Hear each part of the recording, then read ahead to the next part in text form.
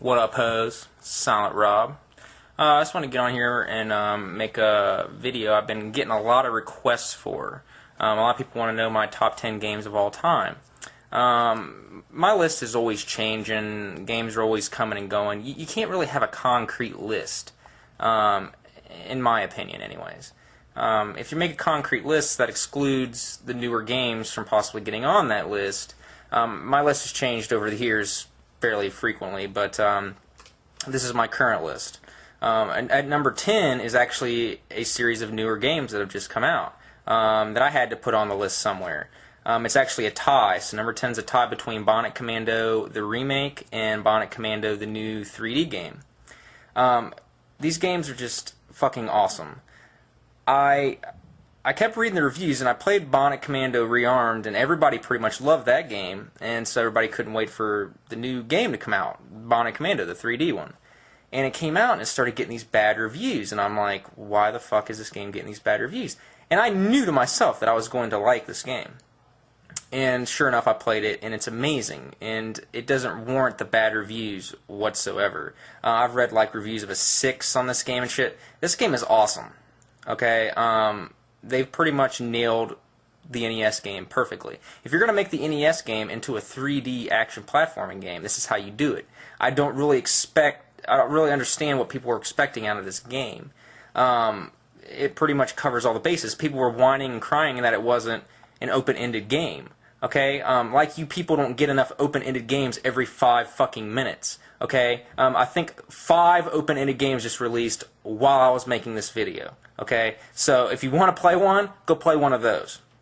Infamous just came out, GTA 4, every one of the GTA games. Okay, there's plenty of open world games. This game's set up in levels. Do you know why? Because the original game was set up in levels. If you want more an open-ended type game, play Spider-Man. Okay, I really don't know what to tell you people. A lot of people bitch about the difficulty too. In my opinion, you can't really take off points off a game for difficulty. You just have to get better because you suck. Okay? How can you take off points because you suck? And the people that got it, and the reviewers that gave it like a 9 and reviewers that gave it like an 8, really understood this. The reviewers that gave it a low rating is just because they suck and couldn't play the game and kept dying. And let me tell you right now, if you don't get down the swing mechanic and you don't get down the bionic arm, the game will be miserable for you. And I can imagine that that's what happened to quite a few people. But anyways, let's move on to number 9. Number 9 is Killzone 2. I had to put Killzone 2 on there somewhere. It's just too much of an accomplishment not to put on the list.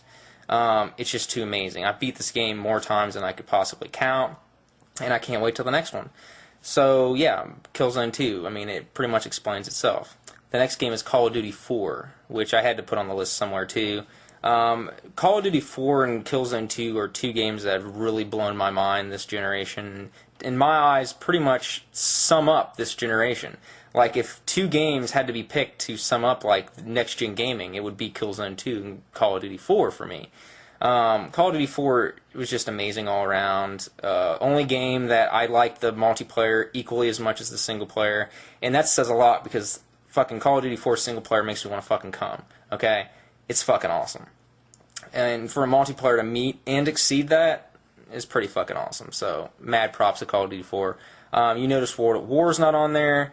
If I made the top 10 worst games of all time, then it'd be on there. I mean, yeah, it's not quite the worst game of all time, people, but World at War just doesn't click with me. To me, it's just the same game as Call of Duty 4, but with a World War II setting and a much worse single-player game. So, those that like World at War, fine, that's great and all, but it's just not my type of thing. Number 7. This game kind of changed a few times. I'd probably go with Castlevania Symphony of the Night, which kind of covers all the bases. And when I say Castlevania Symphony of the Night, I'm talking about, you know, Castlevania. I'm talking about all the Metroid games that followed it. I'm talking about all the Castlevania games that followed it, Castlevania Symphony of the Night. I like that type of exploring the castle, exploring the place, using